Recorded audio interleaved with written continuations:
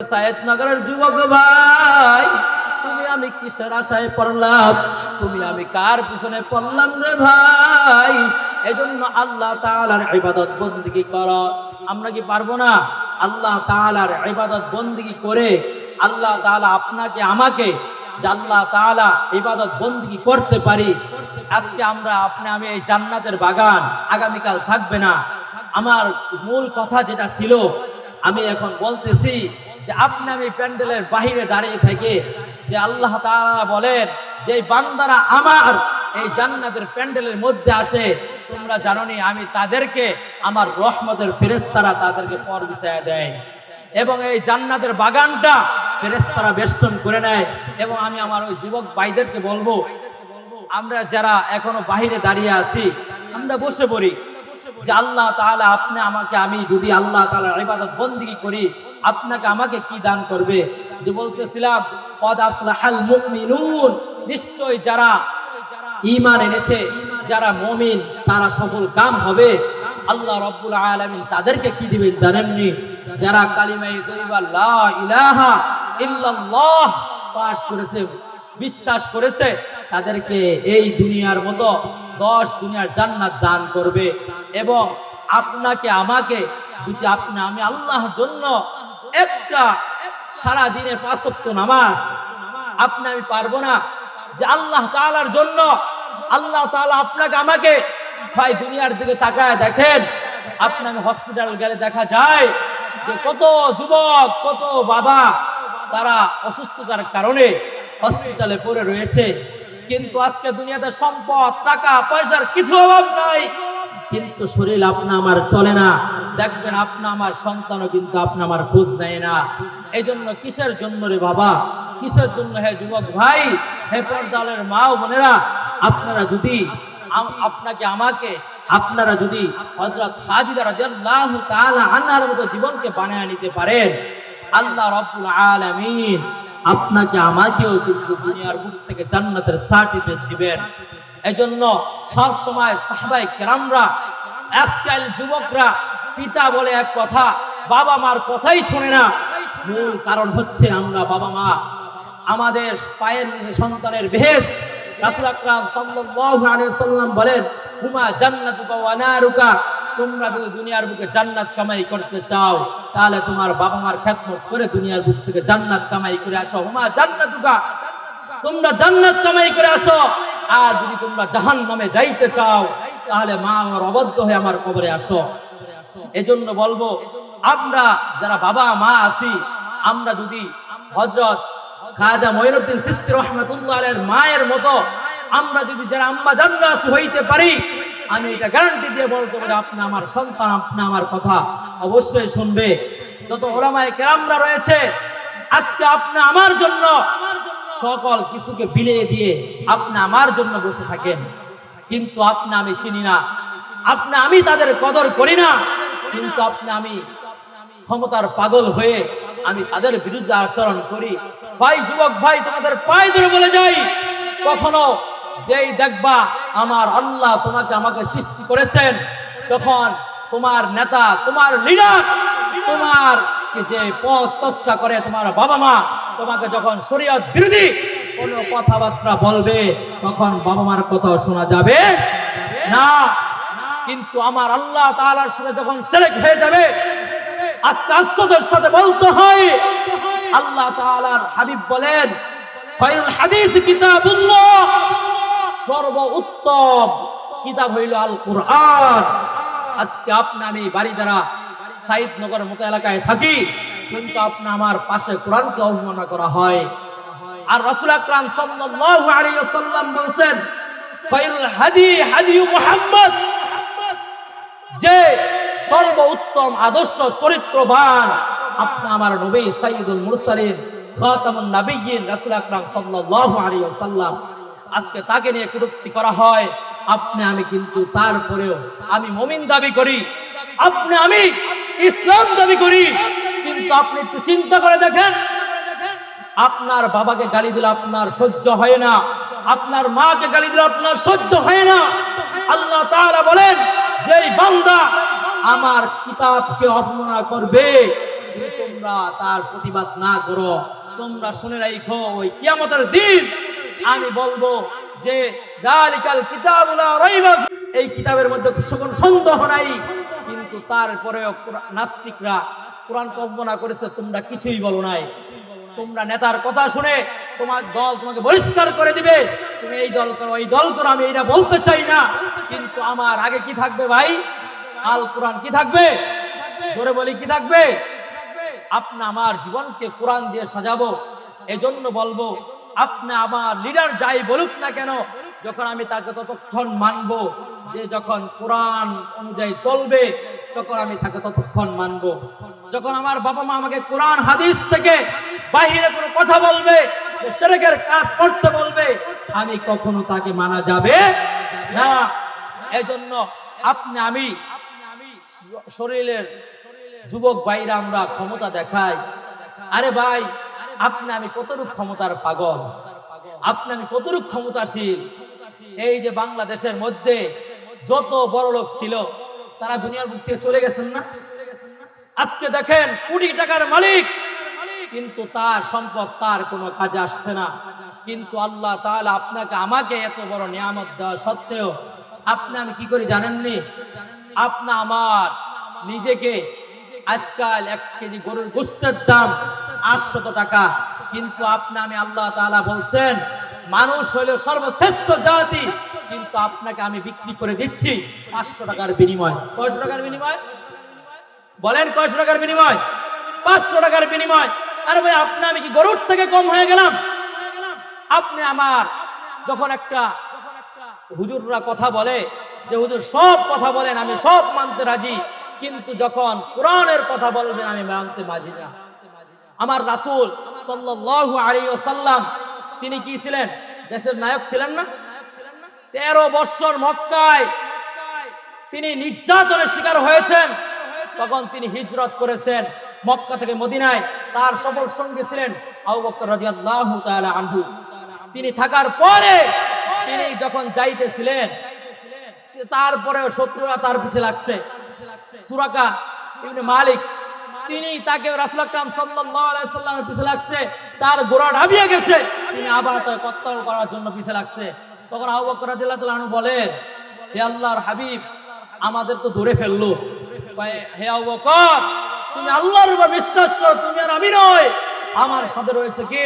তোমার আমার সাথে আল্লাহ তাআলা নিজে স্বয়ং রয়েছে। কাফের মুশরিকদের সামনে কোনো মাথা নত করা যাবে না। সুরাকা তখন ইসলাম গ্রহণ করে যখন ঘোড়া ডাবিয়ে গিয়েছে, তখন আমি নবীর জীবনী পড়ি, তখন দেখবেন তিনি মুসলমান হয়েছেন।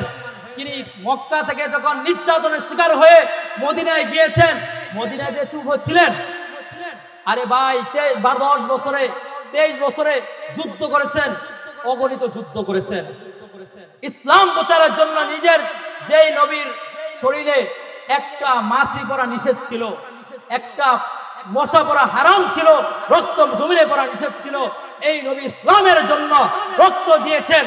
কিন্তু আমি আজকে ইসলামকে 500 টাকার বিনিময়ে বিক্রি করে দিচ্ছি। ভাই, আমি যখন যদি আমার নবীর আদর্শ অনুযায়ী চলেন, আমার নবী রাষ্ট্রের প্রেসিডেন্ট ছিলেন না? মদিনায় থেকে যখন মক্কায় আসছেন বিজয়ের সময়, তিনি কাফের মুশরিকদেরকে মেরে ফেলছেন। বলছেন যারা বাইতুল্লাহ ঘরে যাবে তারা নিরাপদ, যারা আবু সুফিয়ানের ঘরে যাবে তারা নিরাপদ।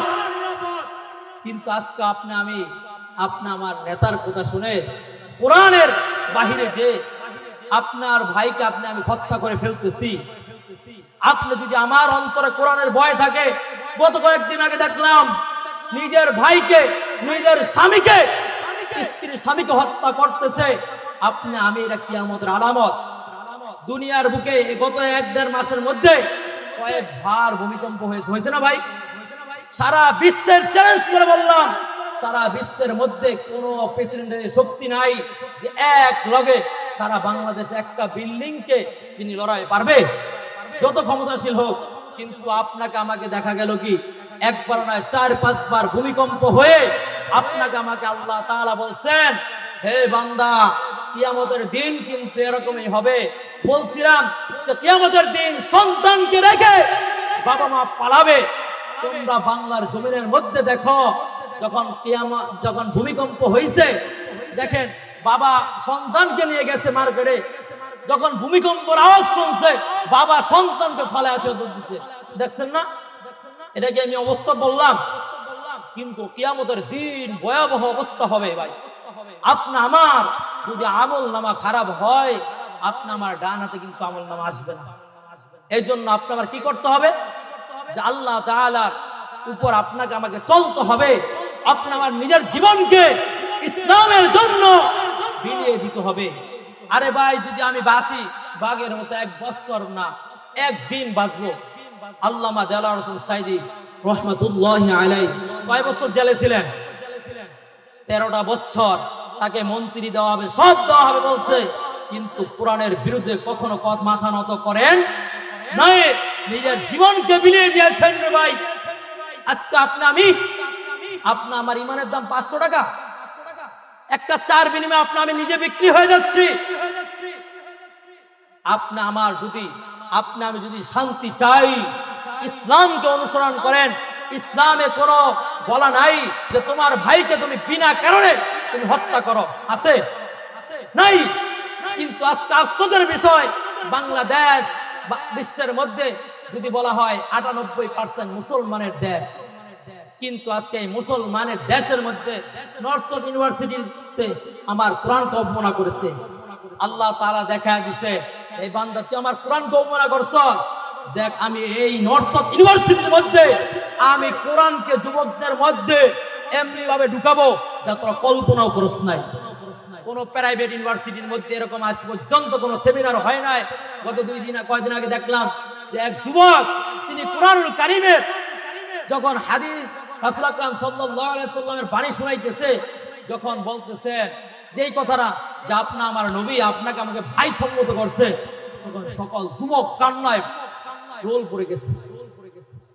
তুমি আমি সারাদিন চক্রান্ত করে, এজন্য তো আল্লাহ তাআলা বলছে ওয়ামাকারু ওয়ামাকারাল্লাহ, ইহুদি নাসরা খ্রিস্টানরা যতই আমার কোরআনকে বিরোধিতা করুক, কিন্তু কখনো আমার কোরআনকে তারা দুনিয়া থেকে মুছতে পারবে?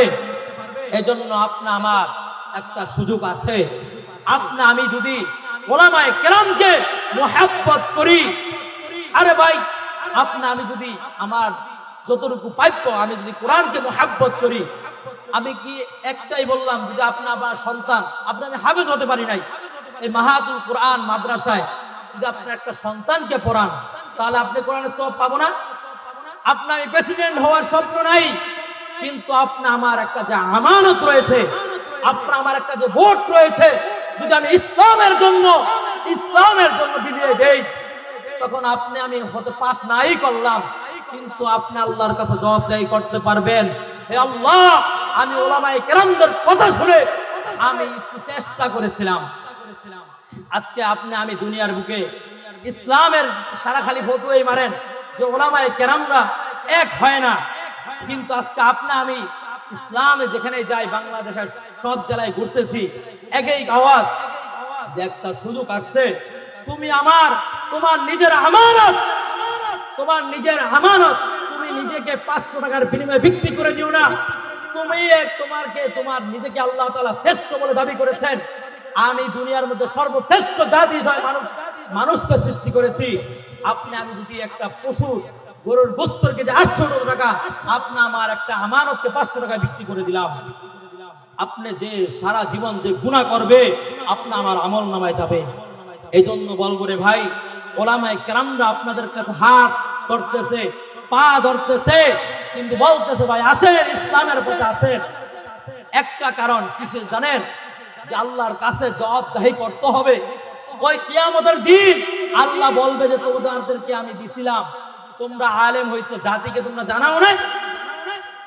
এখানে আজকে আসবেন শেখ ফজলে বারী মাসুদ সাহেব, হাজার উলামায়ে কেরামের উস্তাদ না, আমার উস্তাদের উস্তাদ, তিনি তার ব্যাপারে আমার জানা মতে বলতে পারবো না, সাইদনগর মনে হয় আজকে থেকে 20 বছর থাকে।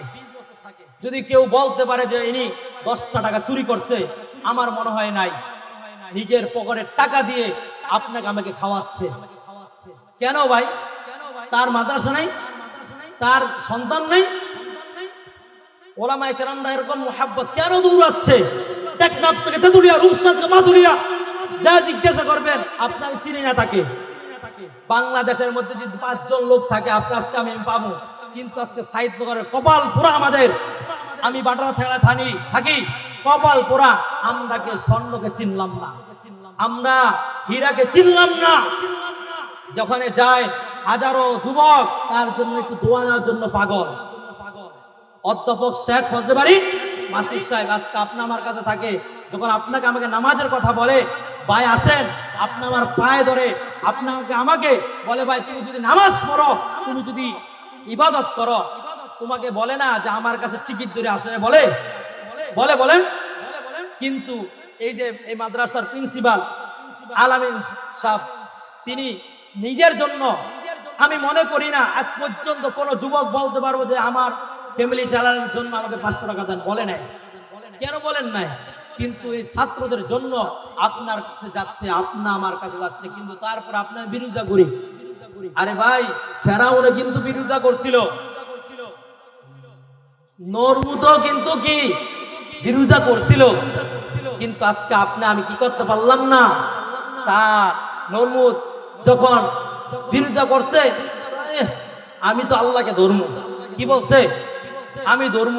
সাদ্দাত বলছিল আমি আল্লাহর জান্নাতে যাব না, আমি নিজে জান্নাত বানাবো, তারপর আমি জান্নাতে যাব।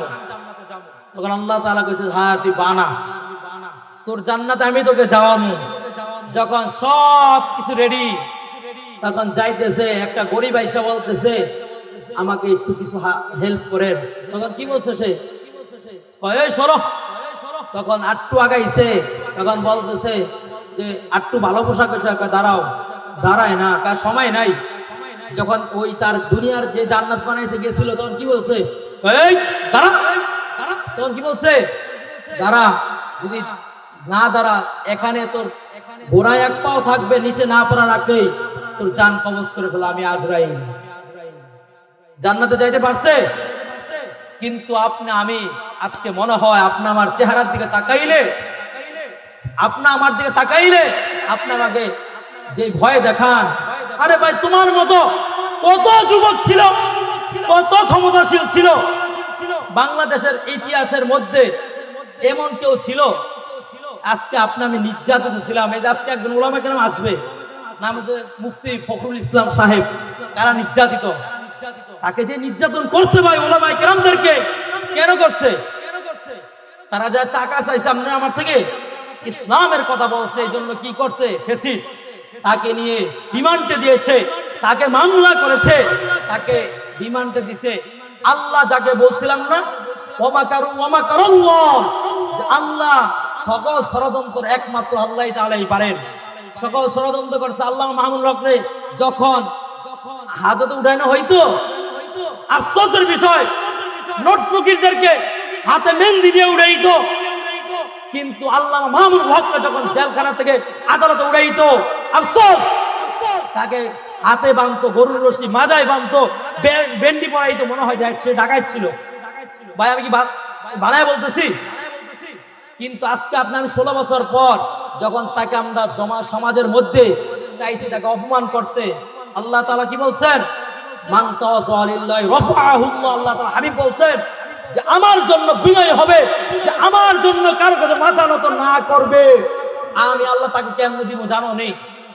দেখেন আল্লাহ শুধু 3 বছরের ব্যবধানে যে মামুনুল হক সাহেবকে তারা কারাবন্দি নিছিল, বেন্ডা পড়াইছিল, আজকে পুলিশে যে পুলিশ তাকে তার একটা ছোট্ট মনি সন্তানকে দেখা করতে দেন নাই, আজকে তাকে নিচ্ছে পুলিশ গার্ড দিয়ে নিয়ে যাইতেছে। আর তুমি আমি শক্তি দেখাইছিলাম, আজকে বাংলাদেশে আছে। কিন্তু এটা বোঝানোর উদ্দেশ্য ভাই আমার একটাই, আপনি আমি আল্লাহ তাআলার ভয় অন্তরে ঢোকানো। কি আপনি আমার যদি অন্তরের মধ্যে আল্লাহ তাআলার অন্তরের মধ্যে ভয় ঢুকে, তখন আপনি আমি দুনিয়াতে বলতে পারবো, হে আল্লাহ তোমার ইসলামের জন্য উলামায়ে কেরামরা আমাদের কাছে কাছে, আমরা তোমার ইসলামকে 500 টাকার বিনিময় আমরা বিক্রি করি নাই। আমাদের কাছে যদি যায় 500 টাকা দিয়ে বলে যে আমাকে দিও, আপনি মনে করবেন আপনাকে সে ঘুষ দিতেছে? আপনার থেকে যখন ক্ষমতায় যাবে সে আপনারে 5,000 টাকা আপনার থেকে আদায় করে নিব। এটা মনে আমার কাগজ কলমের এইখানে কেন কথা আমি বানায় বলছি না, এটা বাস্তব।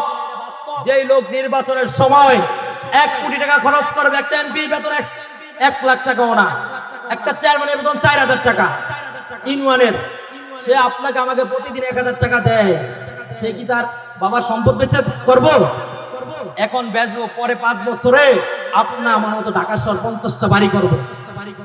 আপনি আমি তাকে ক্ষমতায় বসাইছি, এজন্য আপনি আমার আমানত, আপনি আমার আমানত আল্লাহর জন্য জীবনকে উৎসর্গ করে দিব।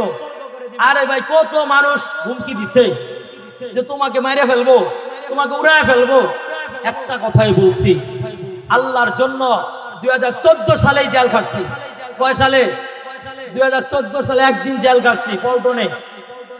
আমার মা বলছে, বাবা তুই জীবনে আমার ফ্যামিলিতে কেউ জেল খাটে না, তুই কেন খাটছস? আমি কইছি, মা আমি আল্লাহর কথা বলবো, যদি আমাকে জেলও নেয়, আমি যেদিন মাদ্রাসায় দিছো বলছো না হাফেজ কোরআন বানাইতে আল্লাহর কাছে, ওদিন এই দোয়াটা করবা এখন থেকে। যেদিন আমাকে জেলে নিয়ে যাবে, আমাকে যদি মারাও যাই, তুমি বলতে পারবা একজন শহীদের মা, তুমি বলতে পারবা বাবা তুমি একজন শহীদের বাবা। কিসের ভয়? আপনিও মানুষ, আমিও মানুষ। এজন্য আল্লাহ রাব্বুল আলামিন বলেন, আফা হাসিবতুম আন্নামা খলাকনাকুম আবাসাও ওয়া আন্নাকুম ইলাইনা লা তুরজাউন। হে আমার বান্দারা, তোমরা কি মনে করছো আমি তোমাদেরকে অহেতুক সৃষ্টি করছি? না না, তোমাদেরকে আমি অহেতুক সৃষ্টি করি নাই রে বাবা। আল্লাহ তাআলা বলতেছে, হে বান্দা, তোমাদেরকে আমি আদর যত্ন করে বানাইছি, তোমাদেরকে আমি জাহান্নামে দেওয়ার জন্য বানাই নাই। আনতুম ইলাইনা লা তুরজাউন ওয়া আন্নাকুম ইলাইনা লা তুরজাউন, যে আবার তোমাদেরকে আমি দুনিয়ার বুকে পরীক্ষার হলের মধ্যে ছেড়ে দিয়েছি, যে তোমরা আমি যত বাহাদুর হই না কেন, একটা কথা মনে রাখো, কুল্লু নাফসিন যায়িকাতুল মাউত, তোমাকে আমাকে প্রতিটা মানুষের মৃত্যুর স্বাদ গ্রহণ করতে হবে। এজন্য আল্লাহর কাছে দোয়া করা, দয়ার মালিক আল্লাহ আমি বুঝি নাই, আল্লাহ তুমি আমার গুনাহকে মাফ করিয়া দাও। দয়ার মালিক আল্লাহ, আজকে এই ময়দান থেকে ওয়াদাবদ্ধ হলাম, আমি আর কোনোদিন গুনাহ করব না। আল্লাহ আমি পর্দালে মা বোনদেরকে বলবো, আম্মা জান আপনি নিয়ত করিয়া নেন। খাজা ময়ূরউদ্দিন চিশতি রাহমাতুল্লাহর মা যেমন নিয়ত করছে, পর্দালের মা তোমরা সাইদ করে আম্মা জানরা তুমি একটু নিয়ত করিয়া নাও, আল্লাহ আমরা দুনিয়ার বুকে যা গুনাহ করছি আর করব না। এই যুবক ভাইরা তোমরা একটু মনে করিয়া নাও যে তুমি আমি দুনিয়ার বুক থেকে চলে যাওয়ার পর তখন তোমাকে আমাকে 3 টুকরা কাপড় ছাড়া তোমার আমার সাথে কিছু যাইবে না। ওই আল্লাহ তাআলাকে জানাইতে হবে। এজন্য আল্লাহ তাআলার কাছে প্রতিদিন তুমি আমি একটা দোয়া করি যে আল্লাহ রাব্বুল আলামিনের হাবিব বলিয়া দিয়েছেন, যে বান্দা শুধু একটা আমল করবে, আয়াতুল কুরসি 5 ওয়াক্ত নামাজের পরে যে বান্দা আয়াতুল কুরসি পাঠ করবে, আল্লাহ তাআলার হাবিব বলেন ওই বান্দা যদি যতই গরীব হোক না কেন, আবার ওই বান্দা আমার নবী উম্মত যারা যে গরীব রিকশাওয়ালা হোক না কেন, একজন শ্রমিক হোক না কেন, তখন আমার এই হাদিসের উপর আমল করবে, আল্লাহ তাআলা বলছেন আয়াতুল কুরসি পাঠ করার কারণে আল্লাহ তাআলা ওই বান্দার সমস্ত জীবনের গুনাহকে মাফ করিয়া দিবেন এবং তার রিজিকের অভাব দূর করিয়া দিবেন। এজন্য আজকে এই যুবকদেরকে বলবো, ও যুবক ভাই, তুমিও যুবক আমিও কিন্তু যুবক, তোমার আমার জীবনটা কি জন্য ভুলিয়া দিলাম রে ভাই। আজকে আমিও তো তোমার মতো গুনার কাজ করতে মন চায়, ও ভাই সব কিছু বাদ দিয়া টুপি পরে পাঞ্জাবি কেন পড়ি? আমার ওই আল্লাহর জন্য পড়ি। আমার আল্লাহ তাআলা ডাক দিয়া বলেন, ও বান্দা তোরা যতই গুনাহ করস না কেন, আমার রহমত থেকে তোরা নিরাশ হয়ে যাইস না। তোরা যখন শেষ রাতে যখন তাহাজ্জুদে দাঁড়ায় যাবি, আমার কাছে নামাজ পড়ে সিজদায় বলবি সুবহানা রাব্বিয়াল আ'লা, যখন ঢুকতে বলবি সুবহানা রাব্বিয়াল আযীম, আমি সকল ফেরেশতাদেরকে সাক্ষী রেখে বলে দিলাম আমি তোদেরকে মাফ করিয়া দিব।